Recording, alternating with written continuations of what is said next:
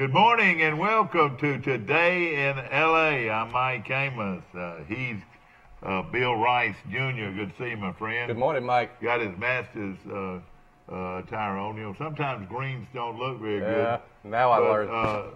Ladies and gentlemen, in your Easter bonnet with all the frills upon it, you'll be the grandest lady in the Easter parade. Time to hide eggs, and you got a bunch of them to hide eggs for, don't you? They had an egg hunt Saturday. Nowadays, you don't have just one egg hunt. No, you have right, several. yeah. You have several, and it's become almost like Halloween, but better, because you don't have to go to 50 houses in the neighborhood. You just go to one house, have the Easter egg hunt, and all the eggs are now filled with candy. That's right. So I've been eating candy for a couple of days from the Easter egg hunt. And of course, how old are your children? Jack is 3.5, and Maggie is 7. And they you moved back to Troy from you lived out at. Well, I lived in Montgomery for most of the time away from Troy, but in my last couple of years we lived in Pike Road. Yeah. A lot of people don't realize you played on the 1980 state championship team. You use that term "played" loosely. I was the backup quarterback. I was the third string quarterback and the B team quarterback. I was a sophomore, but it was a great treat to be on the team. Yeah.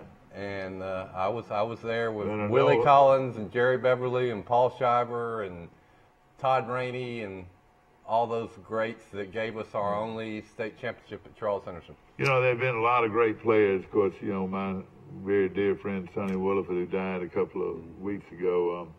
Well, actually, it's been over a month ago now. But Willie Collins would have to go down on my top 10 list of the greatest football players ever come through Charles Henderson. What do you say? You know, I say if Willie was 4 inches taller, he would have had had a 10-year NFL career. Oh, yeah, exactly. I'll say that same thing about him. And Joey Dennison, who he went against in practice every day, was like a 5'10" version of John Hanna. He sure was, wasn't he? You know, he was everybody looks at him as a baseball player and a great when he was All-American at Troy. But let me just say this: he was a great football player. You're right; it was good. He just had that instinct, you know, in running the football. Rice, tell them a little bit about you, how you grew up in Troy, Alabama, and how you got to where you are today. All right, well, we got an hour and a half.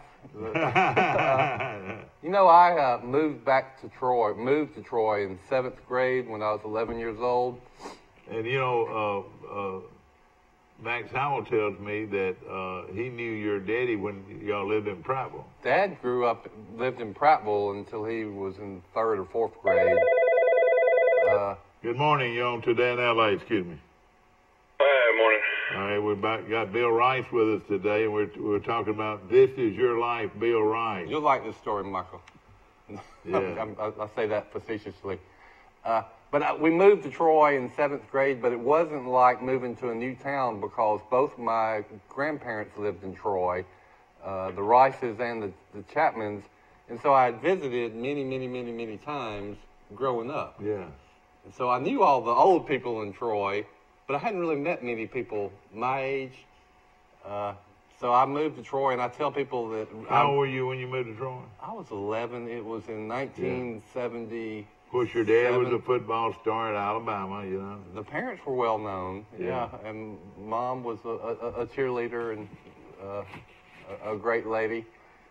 But when I started feeling like Troy was home was that summer in youth baseball, Dixie Youth Baseball. I played baseball, had a good year, and that's when I met a lot of friends, and Troy really started feeling like home.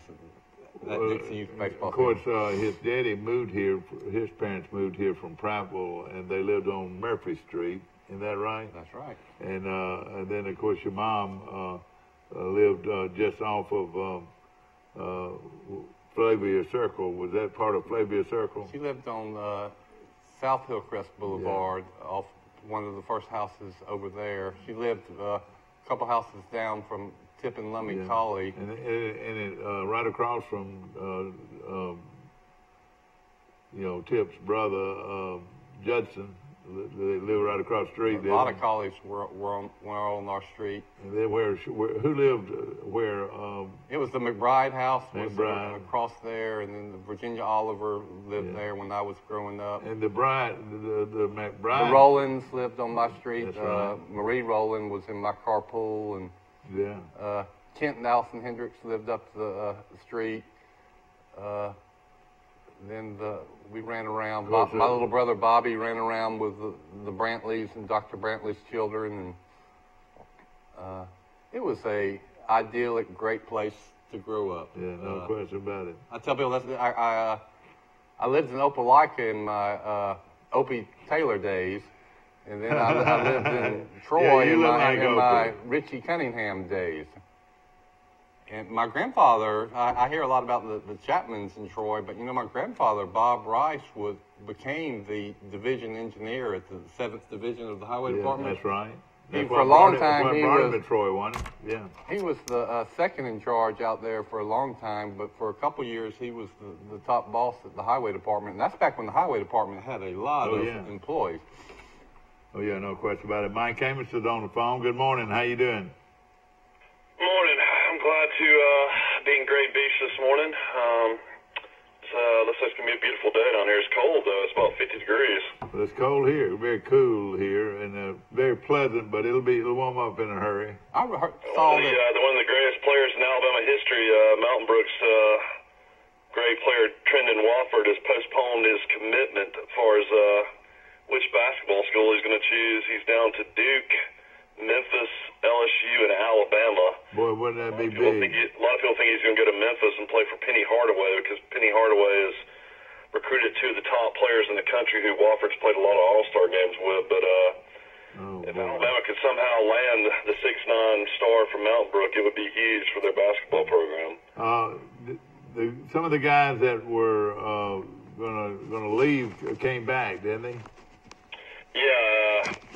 John Petty came back, and then the biggest player he got to come back is the shooting, or the point guard that's really good, Kyra Lewis, who was only 17 years old, graduated early from Hazel Green.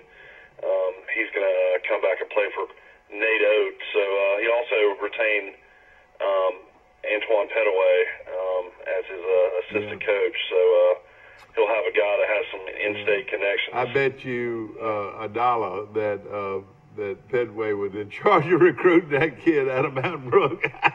You don't fire that kid. If the guy that's recruiting that kid, you sure don't fire him, do you? A lot of people thought Bucky McMillan, the Mountain Brook coach, was going to possibly join that staff, which didn't happen. So I would think when it comes down to it, he'll either go to Memphis or Duke. I think he's only going to play 1 or 2 years tops in college.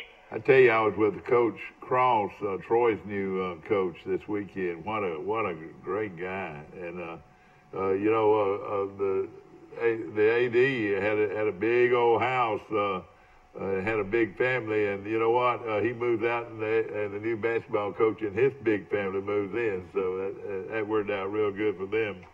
Of course, this weekend is T-Day. How did that go with the Hall of Fame ceremony? Were the speeches good? Real good. I was very impressed with all of those guys, and John Faircloth locally, of course, good friend, and of course,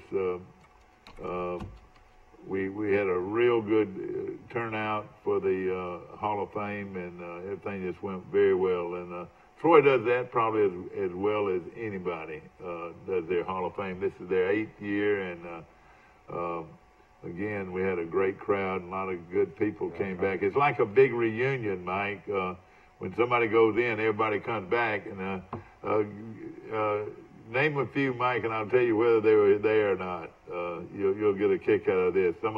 We had one guy that kicked for two Super Bowl teams, champions, and another one who held the ball that was kicked by that guy.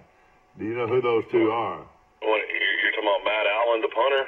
Matt Allen, the punter. And then the kicker was, oh my goodness, I'm drawing a blank on the kicker. Played for the Giants in the Super Bowl. Yeah, he played a lot, had a good career. Sure did. He was a great kicker at Troy. I remember both of those guys at Troy, and watching them on from Montgomery. Yeah, Matt Allen, yeah. And but Matt, like he said, he kicked, but he was more of a punter. And for the Giants, what he did, he's known, and we talked about that. And I reckon he got sort of hung up because everybody always asks about it. Remember, he was the guy that was holding in that super big game at San Francisco, and he got a bad snap, and instead of trying to put it down and kick, he got up and tried to pass it. Do you remember that? Yeah, that was a famous play. And of course, he and the great kicker from Troy that kicked for the Giants won 2 Super Bowls. Lawrence Tynes, yeah. And he was there, and great guy. Oh gosh, he had as much fun as anybody. And of course, they all came back to celebrate the Hall of Fame induction with one of your favorite players, Mike. Brock Nutter. Yeah, Brock Nutter, and of course Brock's family was there. And I tell you a guy I hadn't seen in a long time. Do you remember Mitch Parnell, Mike? Mitch Parnell, yeah. Outside linebacker from Prattville. Mitch Parnell is the reason I got to work at the Olympics. When I was working in the athletic department back in college, Mitch Parnell. You know what? I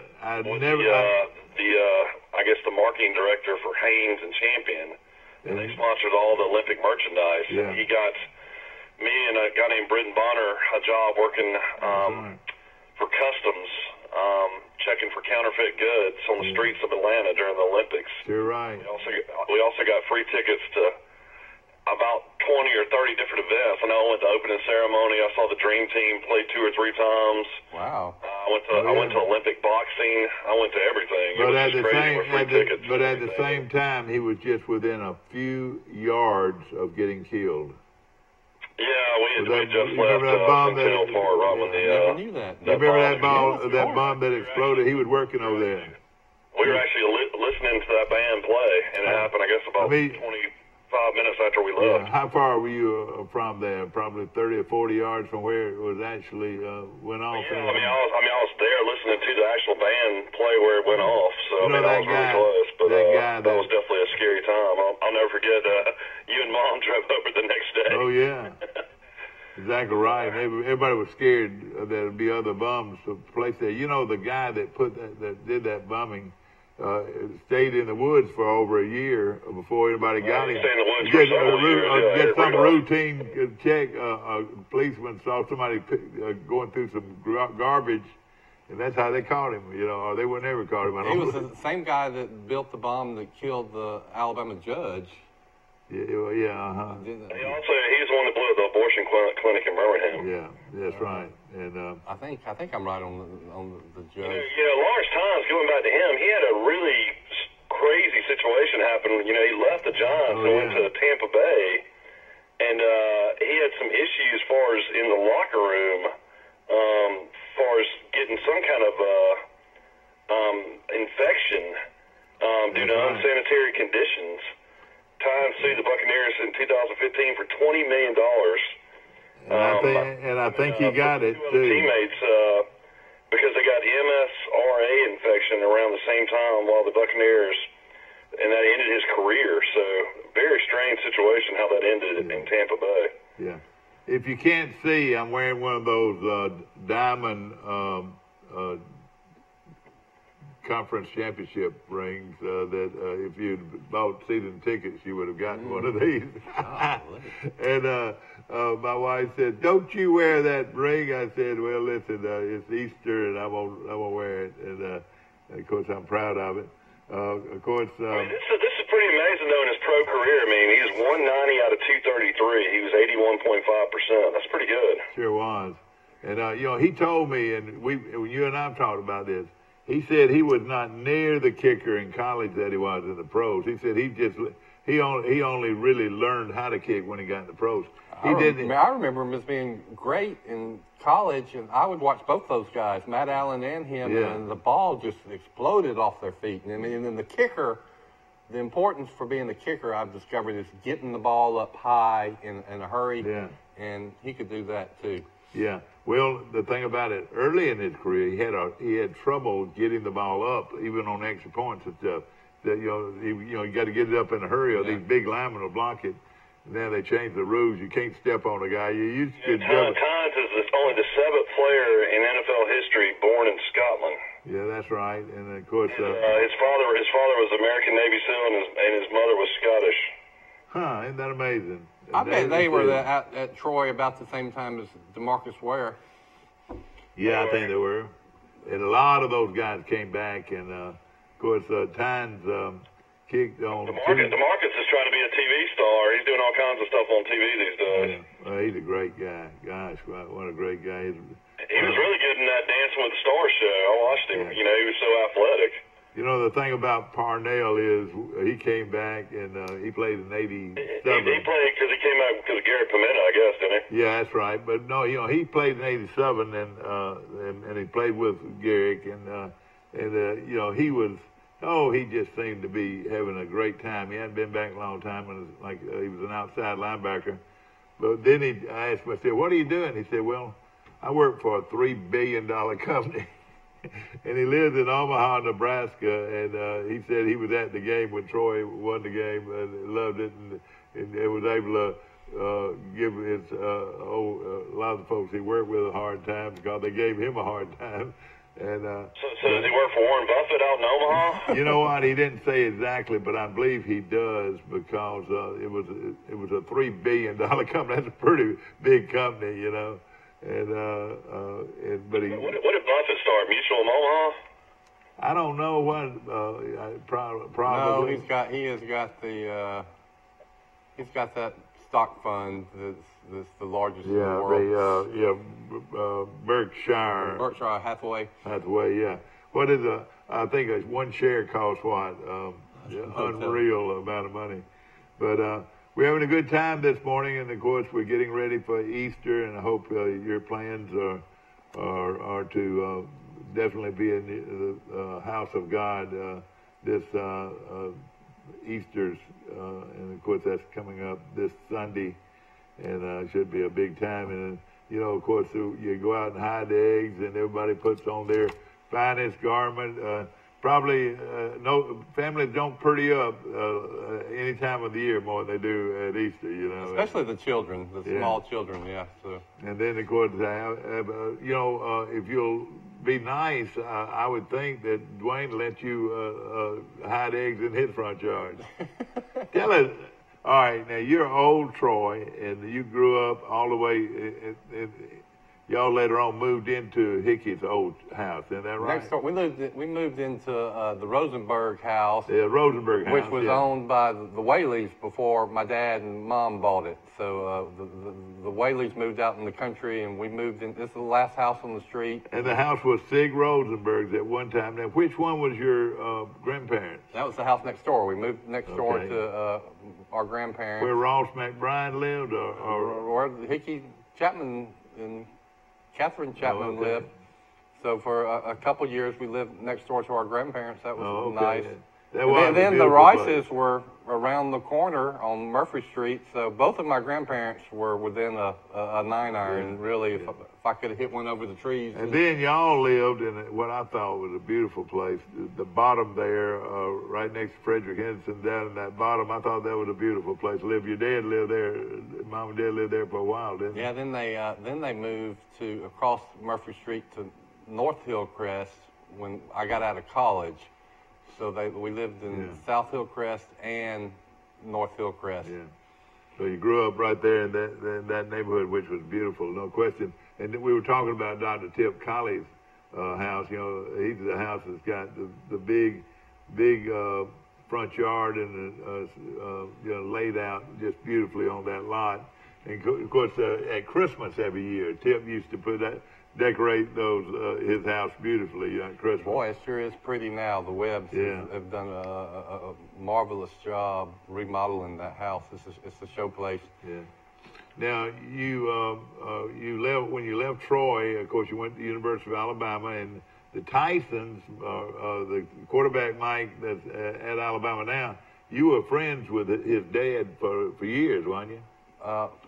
Mark Tyson I wouldn't say I was great friends with him, but I was friendly with him. He was fraternity brothers at one time. Yeah, and then my brother Rush helped pledge Mark. So you can imagine being the grandson of Coach Bryant, what a hot shot. And Mark Davis also helped. Mark was probably the William the and pledge Francis, captain. his son. He and Tyson were big buddies. You know, we had some great people in our fraternity. Pat Trammell Jr. was a fraternity brother of mine. For briefly, Bill Battle's son was who's now a member of Augusta National. You know where he made his money was Bill Battle when it was a guy, thanks to Coach Bryant. I think all of this was Coach Bryant. Yeah, what collegiate sports, all that merchandise. Yeah, merchandise. You had to go through a company before you could sell merchandise. And I really believe Coach Bryant put it in Bill Battle's brain because he was right in the middle of it. Back then, you get anything signed by Bear Bryant, people got it free until this merchandise licensing program. And he lived, I'm going to tell you another little story. He lived over in Atlanta and started it. Now it's a huge company, and every school in the country has to go through this line, even Troy, And then, you have to have NASCAR and pro teams, it's the #1 licensing company in the world. And Bill Battle's son. How's Battle's health? Any battling some health issues? He did, and I don't know, Michael. I don't know I need either. to find out. I know this. He's a great guy. I used to, you remember that? Yeah, we hung out with one night at Alabama Sports Hall of Fame. He said no further than you, and we talked ball for over an hour. It's when Condress Holloway went into the Alabama Hall of Fame. Yeah, he coached him. Out of Huntsville. He's a class person. Oh, no question. And after he retired from that, he gave it to his son to run. And his son is married to John Harrison's daughter from Luverne. Really? And John's on the board of trustees at Troy. Of course, they live up in Florence now. The Harrisons do, but now you know the rest of the story a little bit there. And his son lives, who's a fraternity brother of yours. Is that right? He was briefly. I don't know what happened to Pat. He was a Sigma Nu for like 3 months, and then it just wasn't for him. So at one time, Bill Rice's boy was a Sigma Nu. Tyson's boy was a Sigma Nu. Bill Battle's boy was a Sigma Nu. But Billy Neighbors' son was a Sigma Nu. Pat Trammell's son. Pat Trammell, yeah. And of course, Pat Trammell was a great quarterback. What about Brian? Was Brian in a fraternity? Was he a Sigma Nu? Paul Bryant was a Sigma Nu. I'll tell you who else was a Sigma Nu.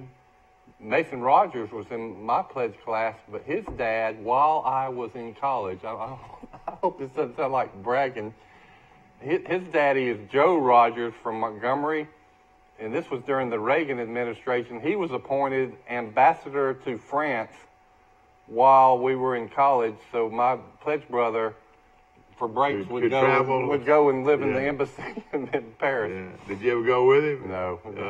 But that was a big deal. Steve Flowers from Troy was a Sigma Nu, ain't that right? I believe so. So, and that's what Denny Sanford and Alan Jones were too, weren't they? Yeah, that was the Stuart Vance was a Sigma Nu. Charles Bradshaw, West Gaylord. Down 3333333. I see the guy I see on the billboards. That's right. Let me just say this. Let me tell you this. Vance is a what you call a sue lawyer. He's a lawyer. He's a plaintiff trial lawyer. Yeah, plaintiff trial lawyer. That sounds a lot better. And then what's the worst thing you can say? An ambulance chaser? Yeah, but let me tell you this. You think he's big? Hey, there's one that works for the Beasley firm from Troy. Ron Jones. Ron Jones is Mike. He's one of the biggest. What do you call that again? Those type of lawyers. I'll tell you, Ron was plaintiff lawyers in the country. Ron was the lead lawyer for Beasley Allen in the oil spill case. That's right. We all remember that. And so he was. Not only was he the lead lawyer for Beasley Allen, he's one of the lead lawyers in America. Yeah, that's right. And I think he's probably still working on it, but for 10 years of his life, Ron was primarily working on that one case. Yeah, I think another. We saw for years. We had a place on the beach, and for years you'd see people down there cleaning up, And I'll be honest, I never saw a hole at our place in Sunnyside. Did you ever see anything done? I saw a little of it, not much though, but we were very fortunate. It was more in the Fort Walton Beach area more than it was down there.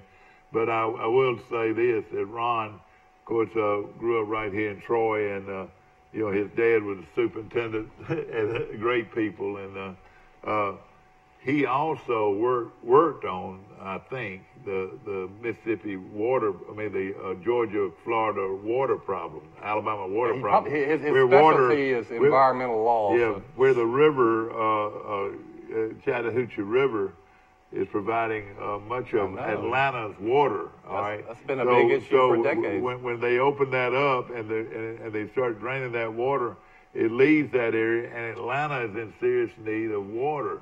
So it's been a war for 20 years. Yeah, for 20 years or more on who should get this lake water, like Lake Martin.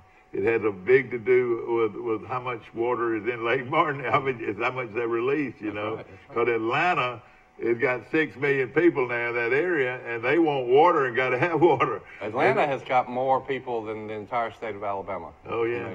Oh, yeah, huge. So, Bill, when you're in Alabama, I guess you were there in the late 80s, what was the enrollment?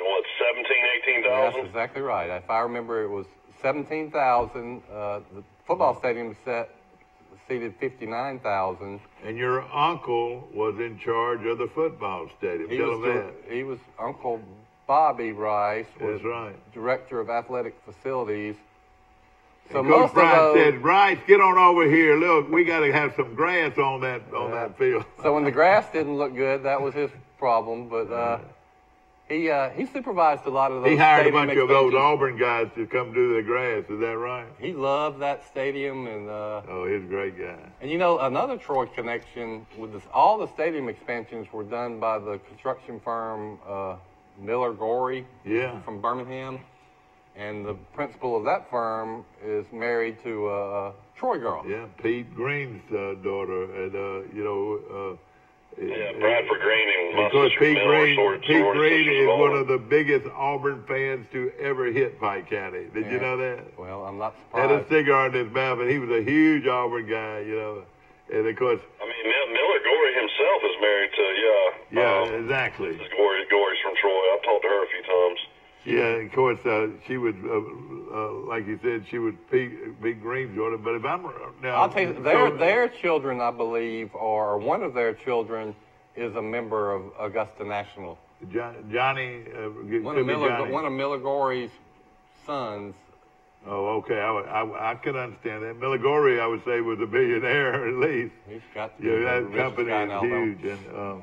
It's so crazy that the University of Alabama is now 38,000 students. So, I mean, there to now 38, it's incredible. When I worked there, I worked at the University of Alabama managing the Bryant Conference Center, I think around, what was it, I guess about six years ago I worked there, or 6 to 7 years ago. So, even then, it was around 31,000. I was amazed. Bigger, and most of the students are out of state. That's what I'm saying. I was amazed at how fast that grew, and it's almost like they're giving, you're saying, come on in, but I'm sure they've had to go through rigid requirements. They've raised their admission requirements. They're higher than ever, and Michael's right. It's over 50% are from out of state, which means they pay all of their tuition and higher tuition. You talk about the best investment Alabama ever made. It was Nick Saban. I mean, he doesn't. He's not responsible for all of that, but he's responsible for some of it. But now Auburn is quickly trying to. They're well over 30 on campus now, aren't they, Mike? What do you say? I thought they were still like in the high 20s, but I might be wrong. Well, Alabama put on this and just build dorms after dorms after dorms, so they're making them live on campus. That's right. Which I think it ought to be that way. I do too. And I mean, when it's all said and done, I mean, I don't think people realize the growth of Tuscaloosa in general. Like, I mean, when I lived there, I mean, it was around 100,000 people, but if you add Northport, I think now they said Tuscaloosa and Northport's around 140,000 people. Whoa. A lot bigger than people think. And I tell you what, I remember when Auburn Opelika wasn't very big either. In fact, I lived there for a while, and I did too. And it, especially Auburn, it was real small. But now, it is one of the nicest cities in the country, or one of the nicest places to live in the country is the Auburn Opelika area. I would say they're approaching 100,000. It's great. Its population growth has been faster than Tuscaloosa's. Yeah. And I was surprised when I lived in Montgomery, the number of people who worked in Montgomery but lived in Auburn. Oh, yeah, because of the school system and so forth. And another thing about Auburn is that they recruit a lot of industry. They've got big industry coming over there, you know, in the Opelika area. Y'all lived in Opelika, didn't you? Yeah, we lived in Opelika in early 70s. Did you 70s. come close at all to being an Auburn fan? No, but we went to several, of course not. But I'm not one of these awful Alabama fans who hates Auburn. I can't pull for a kid to miss a field goal or have a bad game or get hurt. I want the best team to win. But I can't believe that. I can't believe that. Your daddy had just rolled over in his grave. He turned upside down. I was pulling for Auburn in the Final Four. That was just a heartbreaking Well, I can loss. understand that. Yeah, I mean, that was one of the most brutal losses you can ever have. It's about as brutal as the kick six Alabama loss. It really was. That's about the equivalent of it, yep. Of course, the son of the late, great Bill Rice, and, of course, very good friend of mine. I just loved him. And, you know, when he died, the people... Your dad was literally the first person I ever heard in my life talk about recycling. I didn't know anything about it. And you know what? Let me tell you this. He used to come to our schools and talk about it. And he won awards. I don't know if y'all had enough places for it. He won awards nationwide, all over the country. He was constantly going to conventions, wasn't he, to have to speak on what he was doing in Troy, Alabama, wasn't he? Troy was one of the forerunners in having a curbside recycling program. And all the credit for that should go to Mayor Lunsford and Green Davis. Got it started. Yeah, sure. Green, Dad retired from the oil business. So the environmentalists ran Dad out of the oil business, and then he became an environmentalist when That's right. And well, anybody started that recycling program. And Troy was one of the model programs, and your dad was, of course, a former national championship guy at the University of Alabama in 1961. I could name. Let's see what we can do. This is what we like to do. All right. Start naming them. All right, Bill Rice, Billy Neighbors. All right, throw me in another one. All right, Rice, Neighbors, Leroy Jordan, Charlie Pell, Bill Battle, Brother Bill Oliver, Pat Trammell, let's see, Darwin Holt, the great one, the guy that they wouldn't even let him practice with him because he was so brutal with that forearm. Richard Williamson out of and I'm gonna even do this. I'm gonna tell you where they're from. Fort Deposit. NFL head coach. He was from Fort Deposit. Yeah, he was. Larry McGill, Panama City. Bud Casey was on that team for a couple of years. Bud Casey was on that team. Apparently, he beat up the wrong fraternity boy. He would have been fine. In fact, Rice would tell you Bud Casey was a great player, but he stayed in trouble all the time. All right, some of the other guys, they were about Paul Crane was a backup. Tommy Brooker, Billy Richardson. Brooker was a great one. Ended up playing. I think he was from Talladega. Ended up playing out of Mal Moore. Mal Moore, yeah, exactly. Mal Moore was a backup. And then this was more quarterback out of Dozier, Alabama. You think of those names and all of them that became coaches or athletic directors. Oh, yeah. And then on the coaching staff, you had Gene Stallings, Howard Snellenberger, Charlie Bradshaw. It was a who's who of coaches on the staff as well. No question about it. And I just wrote down a few more. How about Cotton Clark? Yeah. The great Cotton Clark. You know, he was from, where the hurricane hits all the time. I mean, tornado hits all the time. Who was the great running back that hurt his knee? Mike Proctor. I'm sure. Mike Proctor was out of Memphis, Tennessee. Dad, you didn't know this, but 1962 NFL draft, Bill Rice was drafted in the 5th round, 69 overall to the St. Louis Cardinals. Yeah, and how much overall? The 5th round, 69 pretty, overall, and then he was also drafted, it says here, in the AFL draft in 1962. Bill Rice from Troy. Round number 39 to the Houston Oilers. That's 39 pick overall is something now. That was telling you something right there now. You know what he could do is rush the passer. Yeah, that's what he could do. He was 6'5", 6'6". He got cut in the last cut. Yeah. He played a couple preseason games for the Oilers. But he had a terrible knee injury, and they didn't know how to. Ladies and gentlemen, back then they did not know how to fix knees. You know, like Frocky, the great one. Mm-hmm. You know, he had a knee. You never heard of him playing in the pros, and he was one of the great running backs of all time. That's what Dad said. He was a fan. I'll tell you who else was on that. I've got the whole team list if you want to know. Oh yeah, that'd be fun. All right, I'll tell you where they're from. Bill. Well, there's one name we got. If we're name dropping, we got to drop this one. Joe Willie Namath. Joe Willie Namath was a freshman, but he was on the team. That's right, no question about it. Ray, I guess Ambruzzi. Raymond Ambruzzi. Now he came out of Pennsylvania with Namath. He played with Steve Allen. Steve Allen, yeah. Bill Battle. Bill Battle was from Birmingham. Tom Bible. Tom Bible later on drowned. He was the guy that drowned during the summer, and I can't remember. From Piedmont. Yeah, Piedmont. Carlton Rankin was from Piedmont. Tommy Brooker, Glenn Burleson. Yeah. James Kane. I didn't know them. Cotton Clark out of gosh, that's where your granddaddy went to school. I'll get it in a minute. Go ahead. Albert Cook. I didn't know him. Curtis Crenshaw. I remember him. Ingram Coolwell. I've heard that. I remember him well. Tim Davis. Yeah, he was the kicker out of Columbus, Georgia.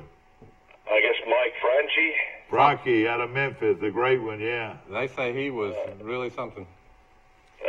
Butch Henry. Mm-hmm. Darwin Holt. Butch Henry is a doctor in Selma. What? Mike Hopper, Leroy Jordan, Al Lewis. Mm-hmm. I don't remember. Gary Martin. Yeah, I remember Gary Martin out of Dothan was a doctor. Ran a kickback against Miami one time on TV. Of course, you weren't even born back then. Duff Morrison, Billy Neighbors. Duffy Morrison. I remember that name, Duffy Morrison out of Huntsville. You remember that? Okay. Now, who else? John Olinger. Olinger, I remember him. Yeah, he was a center guard guy. Yeah. Bobby Skelton. Bobby Skelton played. James Patton, Charlie Pell. James Patton.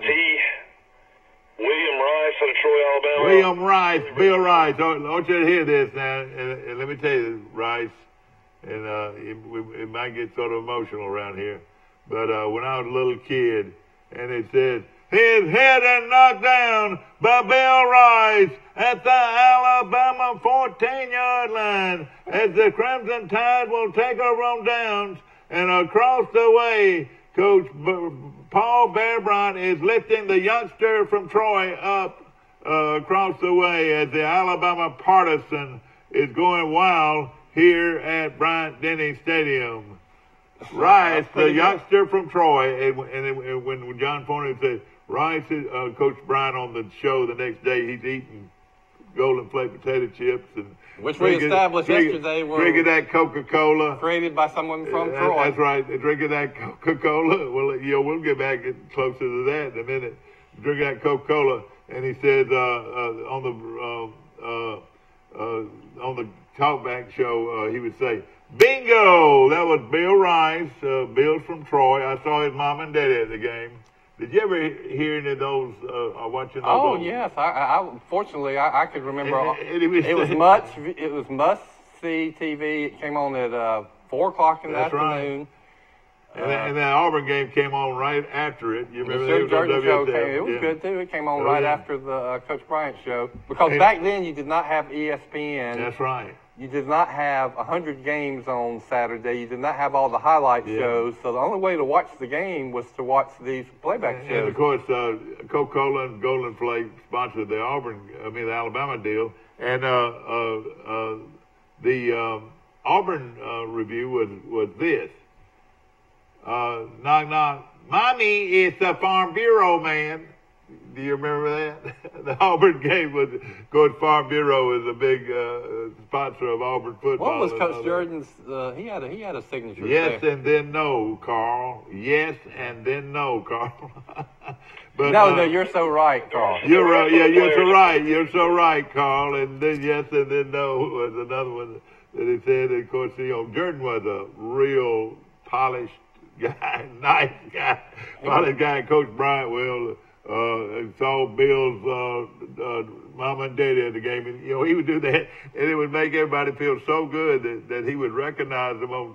And of course, your daddy was a big guy, your granddad was a big guy like your daddy, wasn't he? Dad was 6'5". Yeah, and his daddy was a tall guy, wasn't he? He was. What happened to you, Rice? I know I'm the run of the litter.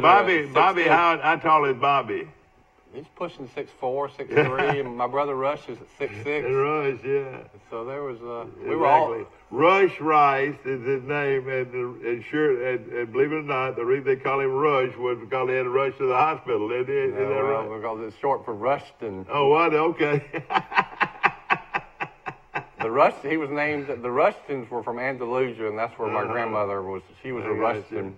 She was a beautiful lady. She worked for Mary Chevrolet. That was Lucy Rice. This is Catherine Chapman I'm talking about. Oh, okay. All right. I know it. But on the other side, she worked for, and believe it or not, it was hit hard by the storm earlier, I remember going. Your dad played for some amazing coaches. God, you wouldn't believe this coaching list. It's Bear Bryant, Sam Bailey, Charlie Bradshaw, Phil Kutchen, Jim Goostree, Clem Griska, Dude Hennessy, Pat James. He's the one that started the barbecue place in Birmingham. Yeah, that's right. Carney Lashley. Howard Snellenberger and Gene Stallings. Boy. Coaches. What do you think? You got, Bill Battle became a great coach at Tennessee and an athletic director. Mal Moore became a great athletic director at Alabama. Snellenberger won the national. Coach at Virginia Tech. Snellenberger won the national championship. Kutchen was at Virginia Tech. You're right. Gene Stallings won the national championship at Alabama. That's right. He was very fortunate with the people he was associated with. It was all his system. And Bradshaw, who, of course, your dad was very close friends with when they lived here in Troy, and Martha was a classy lady, lived right up the street, and little Charlie, of course, we lost him a few years ago, but what a great family it was to build a beautiful house. Alan Jones has been living in that house ever since. But Charlie Bradshaw, people misunderstand him a little bit. Out of all the coaches that ever coached, I've had people say this, that all the coaches that ever coached under Bryant, worked with Bryant, they were best friends, real close friends.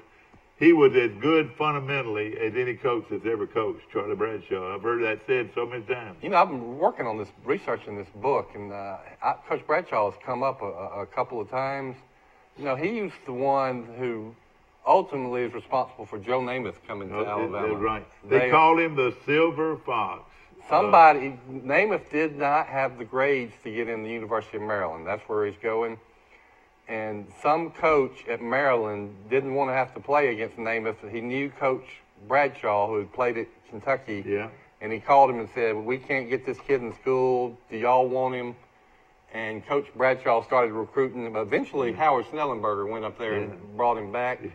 And then another thing Coach Bradshaw did, he made history. After he coached that 1961 national championship team with my dad, he was hired by Kentucky and became their head football coach for 6 or 7 years. But it was Coach Bradshaw who integrated the SEC. He recruited and played the first African-American football player in the SEC. People don't know that. All right, but now the first guy played at Tennessee, though, didn't he? I think it's Coach. This is somebody in like the late '67. Yeah.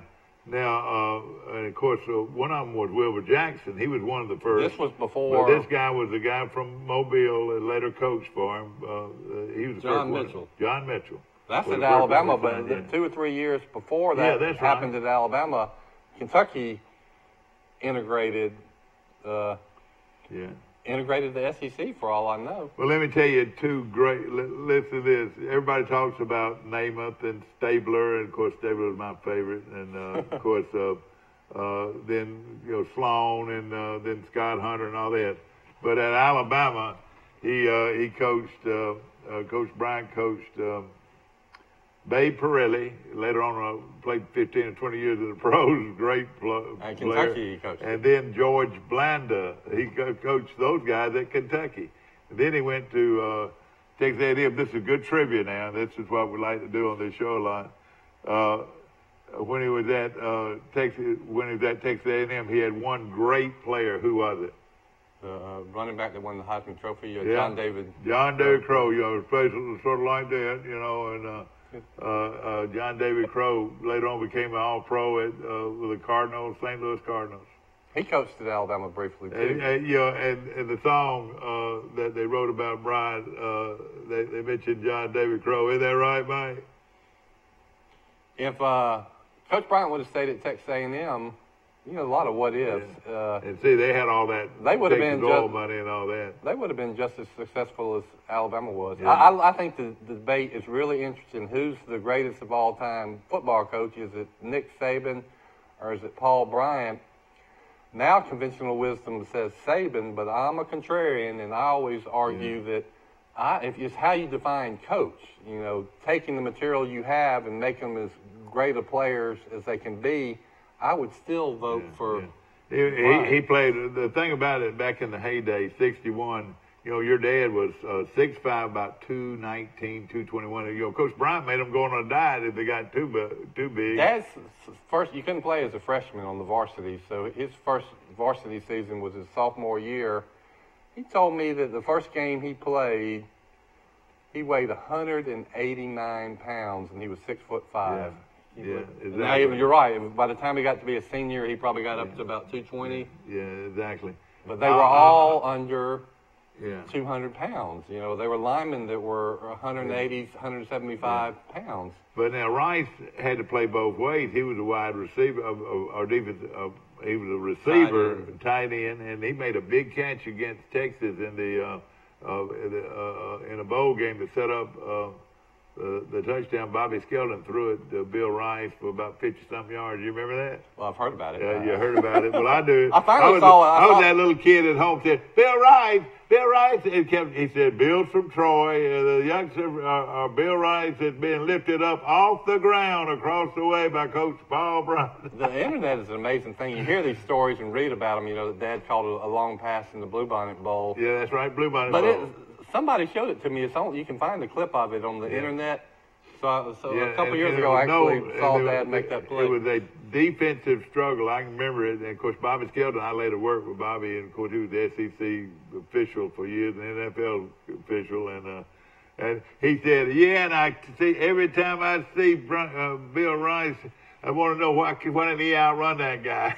They caught him from behind. Some defensive back had. You know what, though? Here's the story. The real story is. Your daddy was fast. He was fast. But the defensive back, ran down Dad at about the 3-yard line. That's right. So they didn't score. Then Alabama could not punch the ball in. A couple of times they ran sneaks, and people thought Alabama scored, but they didn't give it to them. So the game ended up as a 3-3 tie. I remember it. And Alabama had never beat the University of Texas until they beat them in the national championship game in 2009. That tie was the closest Alabama ever came. So you could say if Dad could have just gotten 3 more yards. Well, and let me tell you the biggest heartbreaker of them all, and they still talk about it. My senior year in high school, we had a real good team, won the South Alabama Conference Championship. And the quarterback club, and back then our quarterback clubs were so active and all that, they wanted to do something nice. So they sent our team to Miami to see Texas play Alabama in the Orange Bowl, and it was huge. And that was back when they had the big halftime shows at Miami. That was the bowl game, and of course it came down to the very last play, pretty much. Texas had a great linebacker named Tommy Nobis. That's right. And Namath, they were right on the goal line and going in, and on the last play. Namath tried to quarterback sneak it, and everybody said he went over, but the officials ruled differently, and Texas ended up winning that ball game. Now, that was back when they declared the national championship before the bowl game, but so Alabama was already declared the bowl champion. So we got to keep that national That's championship. Right. And then they changed it, I think, the next year, and that let Alabama get another national championship because Alabama was like number 4 or 5 going into the bowl games, and everybody in the bowl games lost, and it just set up perfect for Alabama. Yeah, exactly. Well, and I'll always remember this, and going out of the game, all these Texas fans, of course, it was a great bowl game because you got to go to Miami and all that, and our team had such a fun thing. But all we heard, the eyes of Texas are upon you, all over that stadium, and they had that hook 'em horns deal, and Nobus was the guy that made the tackle, the great linebacker on Namath over the goal line. And, Coach Bryant he wasn't the type that would whine about a call like that. He said, now, if you wanted to beat them, you should have made it obvious. You should have blown them back into the end zone. Knocked them off the ball, You shouldn't let a game But instant replay probably would have shown that Namath went across. Of course, Namath was great. And he had a wide receiver in that game out of Coleman. You know who I'm talking about? Played for Alabama, and he was out of Coleman. There were 3 players on that team out of Coleman, Alabama. And, the center was from Leslie Kelly. The center was from Enterprise, who became the famous plastic surgeon. Yeah, that's right. Galen McCullough. And then after that, the center was Paul Crane. And then after that, Jimmy Carroll from Enterprise became the center for after that. But let me tell you, Alabama, lost, won the national championship in '61, beating Arkansas. Arkansas had a great player who went down, as a lot of people say, is one of the greatest receivers of all time. Who is it? Lance Allworth. Lance Allworth. What was his nickname? What did they call him? When you tell me, he was real fast. He's an NFL Hall of Famer, I think. Yeah, he ran a 9.300, and he's an NFL Hall of Famer, great one. But his nickname was Bambi.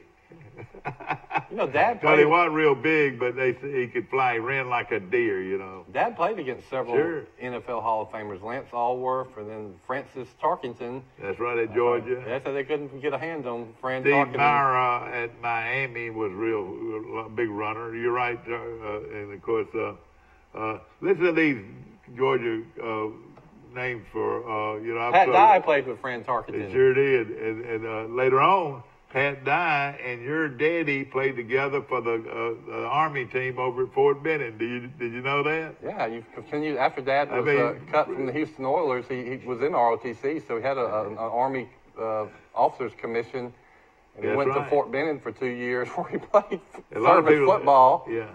And him and Pat Dye